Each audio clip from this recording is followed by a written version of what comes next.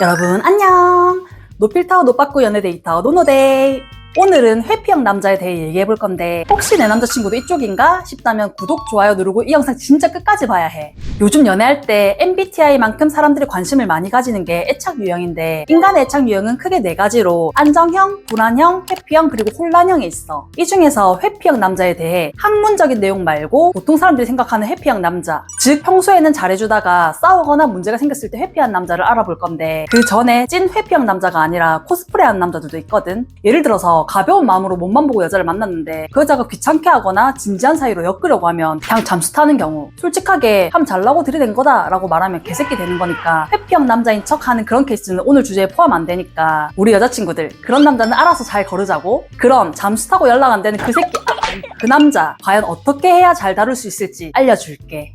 일단 회피형의 특징 몇 가지부터 짚어보면 회피형 남자들은 보통 자기 감정 표현에 서툰 사람들이 많아. 무심하거나 무뚝뚝해 보이는 사람들이 있잖아. 원래 성향이 감정을 드러내는 게 어려울 수도 있고 집안 분위기, 부모님 영향을 받았거나 다양한 이유로 이런 성격이 만들어지는데 이런 남자들은 인간관계에 대한 책임감이 없는 성향이 있어. 이전 영상 연애할 때 걸러야 할 남자에서 얘기했는데 사람과의 관계에서 충돌이 생기거나 문제가 있을 때 내 감정 표현이 서투니까 문제를 해결하려고 하기보다 잠수 타거나 관계 단절을 하고 회피를 해버리는 거지. 그리고 완벽주의 성향이 있는 사람들도 회피형이 될 수 있는데 어떤 갈등이 있을 때 일이 자기 마음대로 안 풀릴 것 같으면 감정을 숨기고 마음의 문을 딱 닫고 동굴 속으로 들어가 버리는 거지. 마지막으로는 그냥 애 같은 성향이야. 별거 아닌 걸로 싸웠는데 삐져서 잠수 타고 연락 안 받다가 자기 화 풀리면 연락하는 남자들 있잖아. 그냥 애야 애. 응? 나 삐졌어. 이런 투정 부리는 거지. 여자한테 헤어져 필살기가 있다면 남자한테는 잠수 필살기가 있다는 거 보여주겠다. 여자들도 당해봐라. 뭐 요런 유치한 생각? 난 개인적으로 이런 애 같은 남자는 믿고 거르는 게 우리 여자친구들한테 무조건 이득이라고 생각하는데 여자분들 중에 남자가 화내고 싸우는 것보다 차라리 저러는 게 귀엽다고 하는 사람들도 간혹 있더라고. 여러분, 사람은 고쳐 쓰는 거 아니라고 하잖아. 나이 40, 50 먹고 저렇게 삐져도 귀여울까?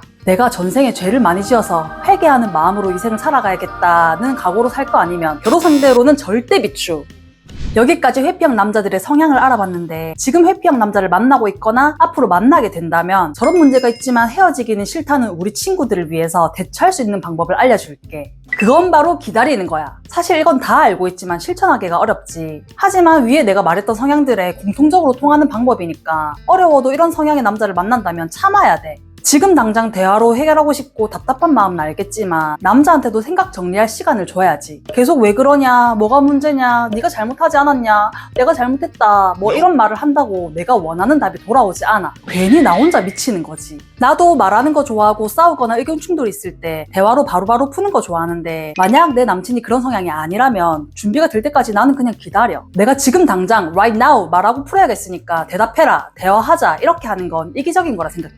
괜히 그렇게 닥달하다가 남자가 더 멀어질 수도 있으니까 상대방의 성향이 회피형인 것 같으면 답답해도 참고 시간을 주는 거지. 그러면 남자가 먼저 돌아오게 돼. 돌아오면 아무 일 없었다는 듯이 문제를 덮는 게 아니라 그때부터 서로의 문제점을 생각하고 어떤 부분이 부딪히는 건지 앞으로 잘 만나기 위해선 서로 어떻게 행동하고 조율을 해야 할지를 고민해 보는 거야. 그래야 다시 같은 일이 반복되지 않을 테니까. 그리고 혹시나 연애를 하면서 회피형 남자를 계속 만나게 된다거나 남친이 그런 성향이 아닌 것 같은데 싸우면 대화를 거부하는 일로 많이 싸우게 된다면 본인이 문제일 수도 있다고 한 번쯤 생각해 봐야 돼. 초반에 말했던 애착 유형 중에 보통 불안형 애착인 사람들이 회피형 애착에게 끌림을 느끼고 만나는 경우가 많대. 근데 불안형은 버림받을까봐 불안해서 자꾸 상대방의 애정을 확인하고 싶어하고 버림받지 않기 위해서 과하게 노력하고 또 집착하고 이런 성향이 강한데 회피형이랑 맞을 수가 없지. 거의 재앙 수준이야.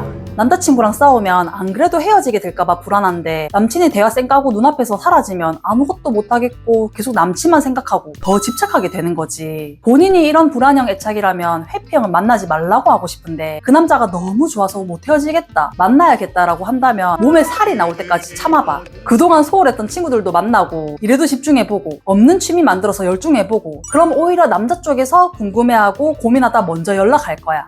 근데 시간이 지났는데도 돌아올 기미가 없다. 그러면 진짜 포기하고 다른 남자 찾아야지. 나 싫다는 남자 무슨 수로 찾겠어. 본인이 완전 저자세로 기어 들어가서 붙잡았다 해도 그때부터는 더 힘든 의뢰 연애를 하게 될 수밖에 없어. 그런 연애 노노노노노. 지금까지 회피형 남자의 특징과 대처 방법을 얘기했는데 내 입에 딱 맞는 남자는 없듯이 상대방한테 마음에 안 드는 부분이 있을 때 무조건 화내고 싸우고 헤어지기보다 다양한 방법을 통해서 풀어가 보려고 노력해봐. 이런 경험들이 하나하나 쌓이다 보면 나랑 맞는 사람 아닌 사람도 걸러내기 쉬워지고 나중엔 남자를 잘 조련할 수 있는 연애에 능숙한 여자가 되어 있을 거야.